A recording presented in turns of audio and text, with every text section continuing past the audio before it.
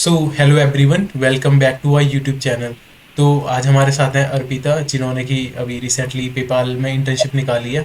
तो आज हम इनसे इनकी जर्नी के बारे में बात करेंगे। साथ ही इन्होंने कहा कि इनके काफ़ी सारे रिजेक्शन इन्हें मिले थे, और उस रिजेक्शन के बाद भी इन्होंने हार नहीं मानी। लाइक कंटिन्यूसली अप्लाई करते रहे और पढ़ाई करते रहे, उसके बाद फाइनली पेपाल में लगे हैं। और साथ में आज हम इस सेशन में क्या करेंगे कि इनसे एक कोड का डेमो लेंगे कि चूंकि इन्होंने बहुत सारे इंटरव्यूज़ दिए हैं, तो इनको काफ़ी एक्सपीरियंस है किस तरह से हैंडल करते हैं, मतलब टेक्निकल इंटरव्यूज़ को, किस तरह से कोड लिखते हैं। तो आज हम इनसे कोड भी लिखाएंगे। तो चलते हैं अर्पिता के इंट्रोडक्शन के साथ। Hello Manish, I would like to thank you for inviting me for this podcast. Welcome. I would love to share my experience. So let's start. या श्योर। तो आप थोड़ा बहुत बताओगे अपने बारे में? Yes, coming to my introduction, I am Arpita Kakkad from Graphic Era Hill University. Currently, I am in my third year, and I would love to share my experience with my juniors so that they can grow much more. And talking about myself, I am much more into spirituality and meditation. Okay. Hiring process वगैरह में जाने से पहले थोड़ा सा आपने spirituality की बात करी है, तो आप थोड़ा सा बताओगे कि स्पिरिचुअलिटी का भी इम्पैक्ट पड़ता है क्या कोई लाइफ में? See, everyone has their own perspectives. So according to me, what I think is that yes, there is some energy for each and everyone. We know that हम सब हार्ड वर्क कर रहे हैं, हम सब अपने गोल्स को अचीव करने के लिए कहीं ना कहीं कंसिस्टेंस हैं और डिसिप्लिन है। तो कोई ना कोई एनर्जी होती है जो हमें अपने गोल्स को अचीव करने में हेल्प करती है, और कभी भी हमारी लाइफ में कुछ डाउन फेजेस आते हैं तो उससे भी ओवरकम करने में हेल्प करती है। तो आई थिंक यस, मेरे केस में तो मेडिटेशन स्पिरिचुअलिटी ने मुझे बहुत हेल्प किया है। ओके। अब आते हैं थोड़ा सा, अभी आपकी कॉलेज लाइफ कैसी चल रही है? My college life was okay, neither too good nor too bad. It's moderate types. College जाते हैं, क्लासेस अटेंड करते हैं, सीखते हैं, आ जाते हैं वापस। That's it.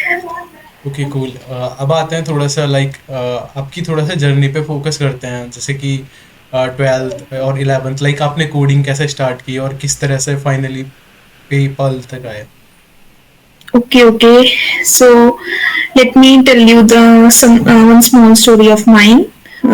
Coming from an ICSE board, so I was having computer science as a subject, and that time also we were taught Java. But I was much more into preparing for JEE means, that is entrance exam for entering into engineering colleges. सो उस time मैंने क्या करा, इतना अपना CS पे या computer science as a subject था भी तो इतना फोकस नहीं करा। My main focus was on PCM, physics chemistry mathematics. So उस टाइम कोडिंग का तो मुझे इतना था ही ना। उस टाइम तो मेरा मेन गोल यही था that I want to crack JEE mains, but unfortunately I was not unable to crack it. So coming to the coding journey, तो मैं यही बोलूंगी कि शुरुआत में क्योंकि मेरा पूरा फोकस ही फिजिक्स केमिस्ट्री मैथमेटिक्स पे था, कोडिंग को लेके मेरे मन में कहीं ना कहीं डर था कि मैं कर पाऊंगी बिफोर एंटरिंग इनटू कॉलेज। सो कोडिंग को लेके मेरे मन में डर था कि पता नहीं मैं कर पाऊंगी या नहीं, या मेरी परफॉर्मेंस कैसी होगी, whether I will be able to get good marks और नॉट, और I will be able to crack good company और नॉट।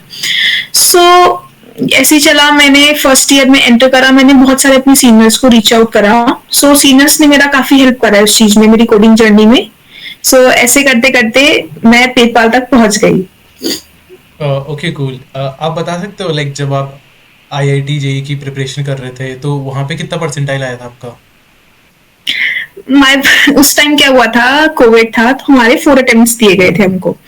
सो कोविड था, 2020 था आई थिंक, शायद, या 21, हाँ 20 था। 20 में कोविड आया था, 21 में हमें एग्जाम देना था।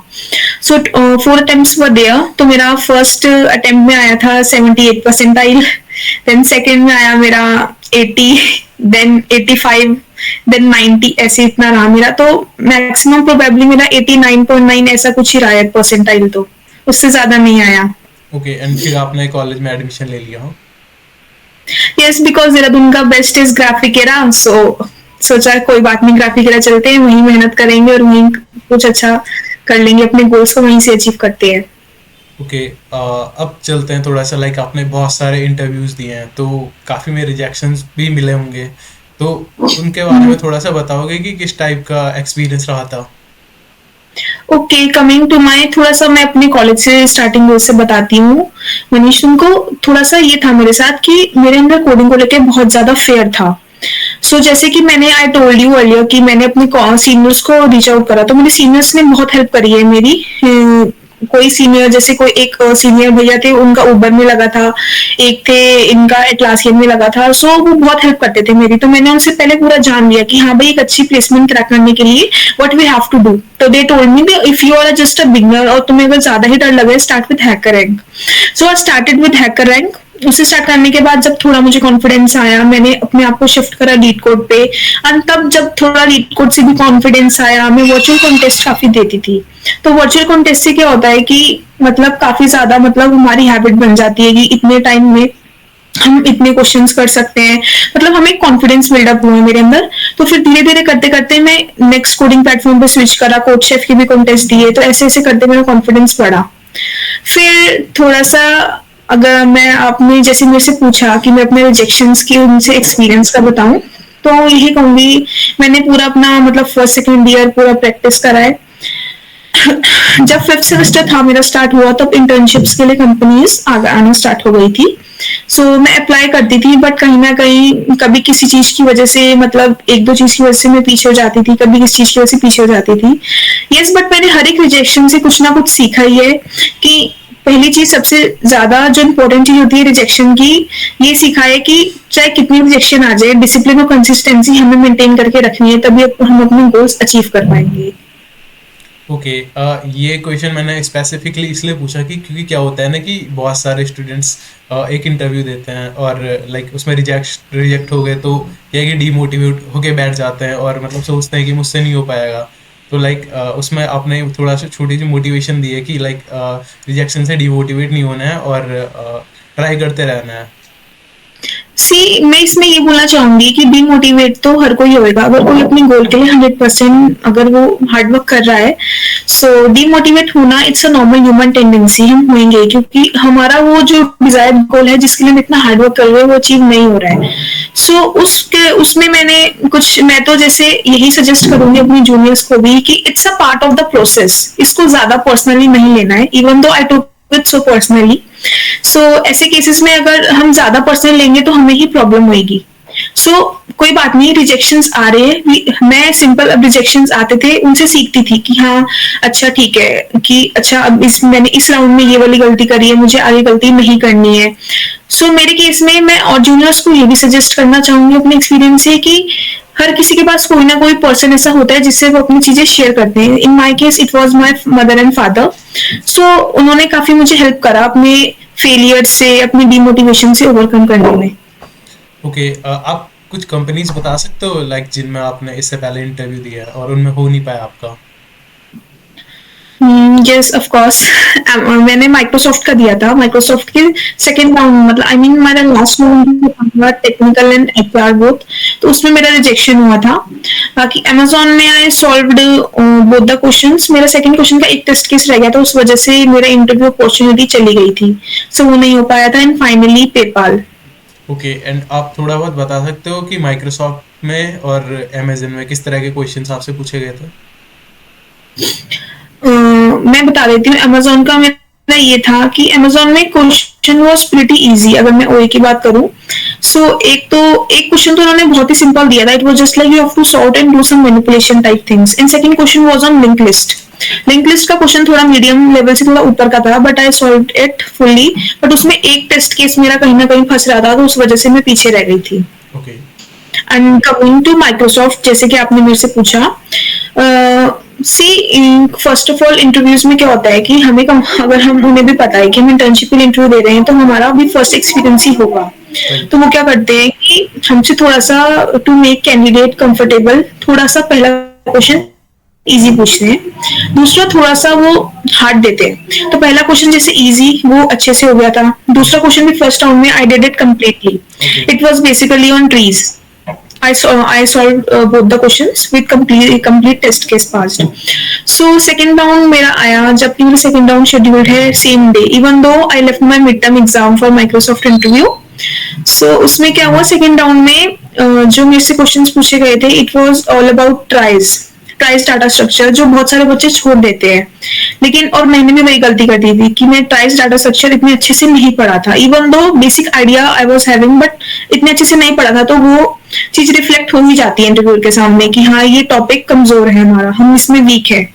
सो इस रिजेक्शन से मेरी सबसे बड़ी लर्निंग यही थी कि her interviewer can ask any of the topics, so one have to be prepared with each and every topic thoroughly. Okay, Microsoft में आपसे ट्राइस का क्वेश्चन पूछा गया था। हाँ जी, ट्राइस का क्वेश्चन पूछा गया था। आई थिंक जनरली इतना मतलब पूछता नहीं है इस टॉपिक पे। हाँ, पूछते नहीं है, बट या कंपनीज डू आस्क। मेरे कुछ फ्रेंड्स वगैरह थे तो उनसे भी पूछा गया था, not in Microsoft but in other good MNCs. Cool.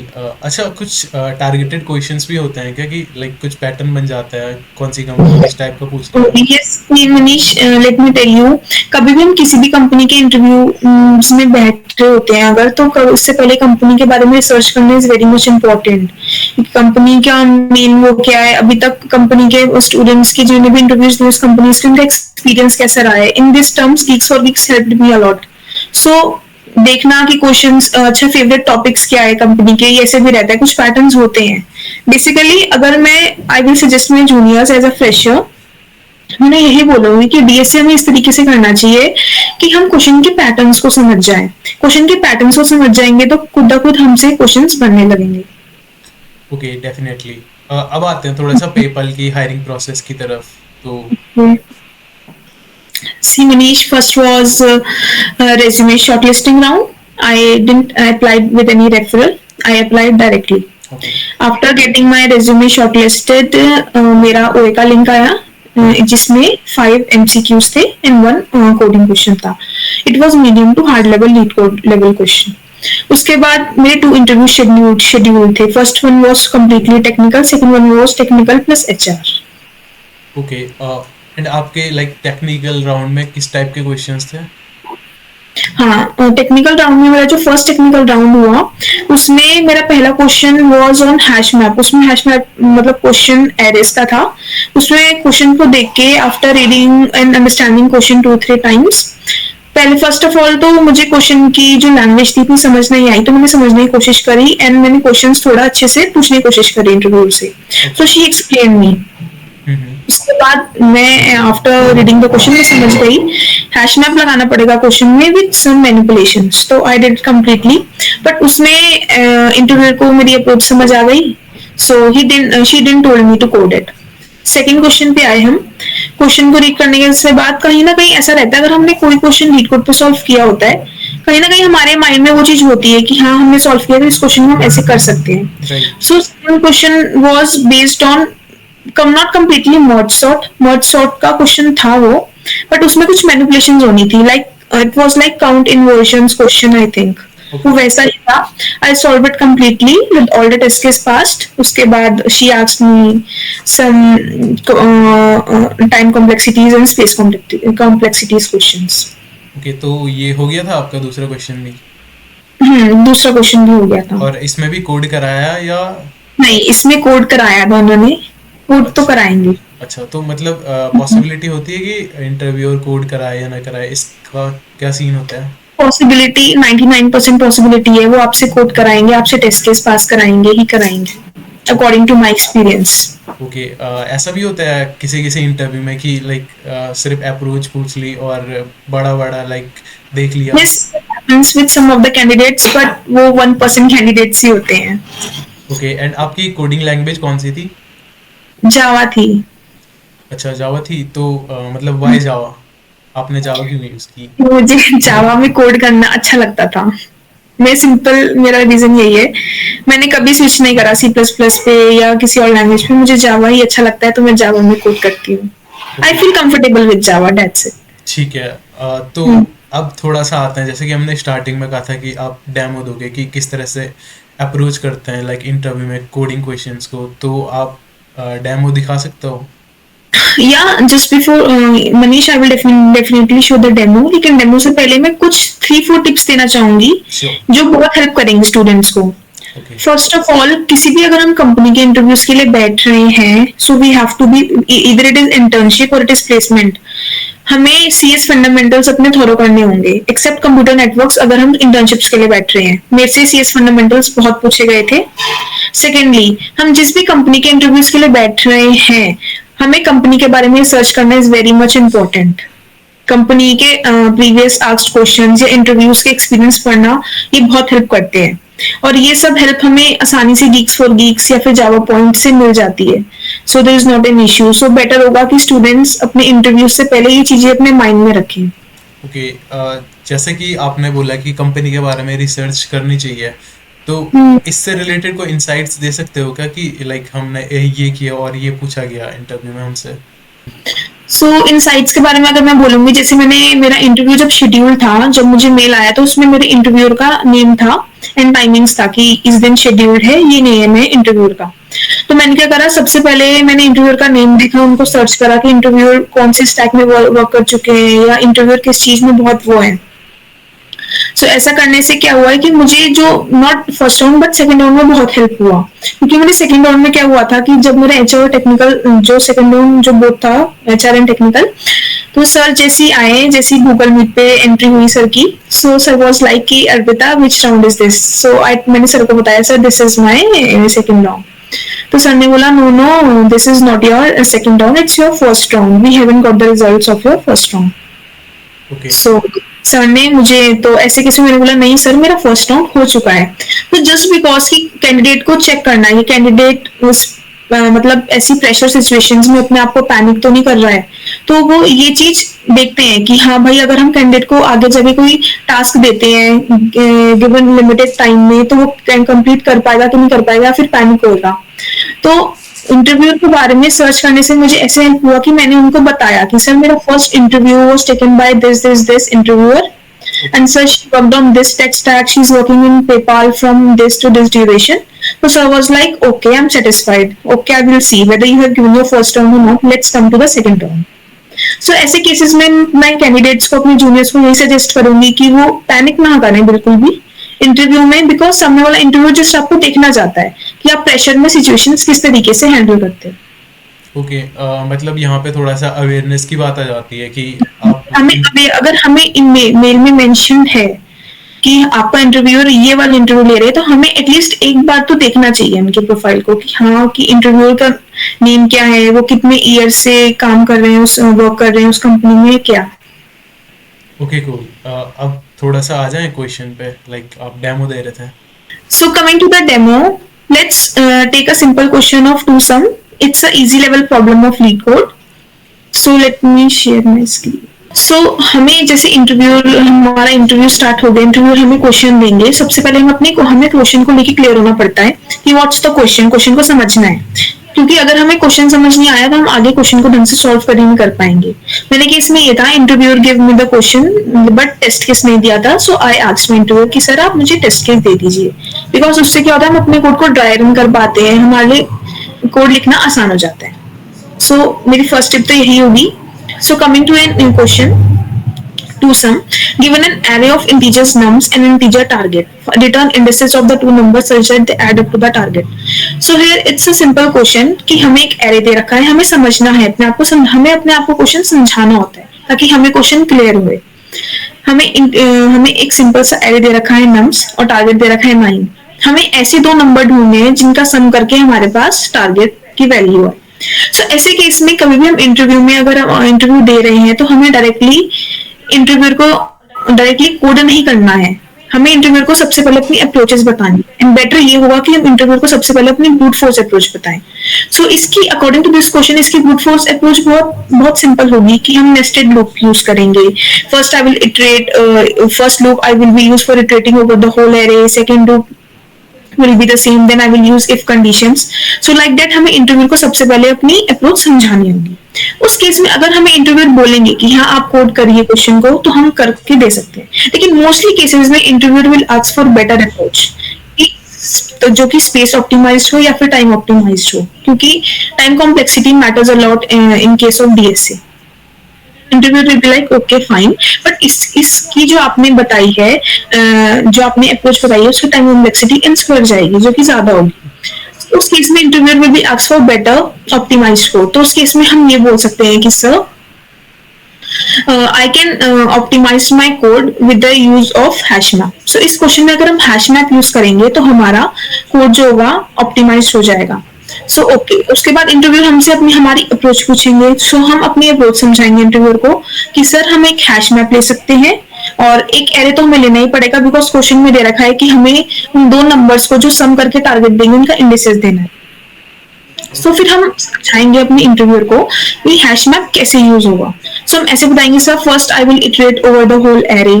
उसके बाद अगर मैं एक नंबर, अगर मैं टारगेट माइनस करेंटली जो मेरे पास एरे में नंबर है उसको माइनस करके अगर मैं चेक करती हूँ कि वो मेरे पास हैश मैप में है या नहीं है, so that will help me. अगर वो नंबर हैश मैप में है तब तो हमें एरे, दोनों नंबर्स का एरे मिल जाएगा. लेकिन अगर नहीं है तो हमें करंट एलिमेंट और उसके इंडेक्स को हैश मैप में डालना होगा. अब ऐसे केस में हो सकता है कि इंटरव्यू बोले कि ओके, हो सकता है कि 99% नहीं होगा. इंटरव्यू विल से ओके, आप टाइम और स्पेस कॉम्प्लेक्सिटी बताइए, हम बता देंगे इंटरव्यूअर को. उसके बाद वो बोलेंगे कि जस्ट कोड इट, हम उसे कोड करेंगे. Interview will tell. अब कोड करने के टाइम पे क्या होगा, लेट मी टेल यू. अगर मैं इसको कोड करूंगी तो सबसे पहले कोड करने से पहले हमें इंटरव्यू, हमें डायरेक्टली कोड नहीं करने, हम साथ साथ टाइप करेंगे तो इंटरव्यू को समझा भी देंगे कि sir I am using this hash map to store my indexes and the current number. And here is a declaration of my hash map. Like this. After that, sir, I can see like that. Ki, sir, I will use one loop to traverse my array.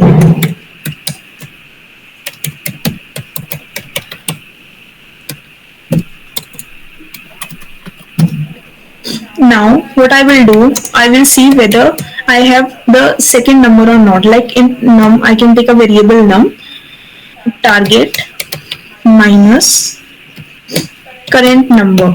This will give me, see, ये जो logic हमने बनाया हम interview को समझा सकते हैं कि लॉजिक कैसे बनाए. कि target minus, we are told that suppose we have two integers a plus b is equals to target.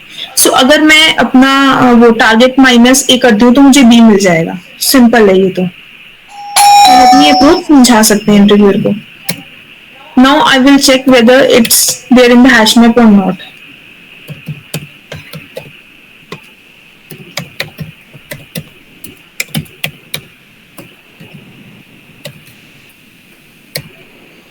If the num in which I have stored my target minus nums of I, if it's there in the hash map, that means हमें दोनों number के indices मिल गए. So first of all for storing both indices मैं एक array declare कर दूंगी अपना of size 2.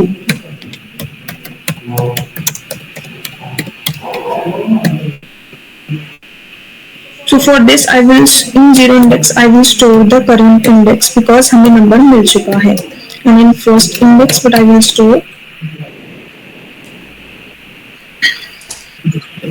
because we need the index, so we will get the index through hash map of the current num.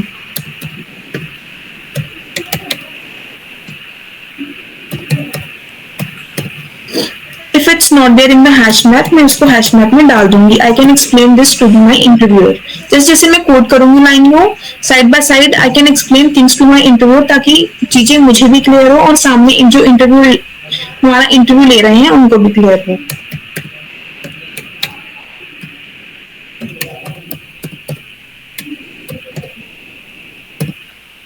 Now after that I can return my array.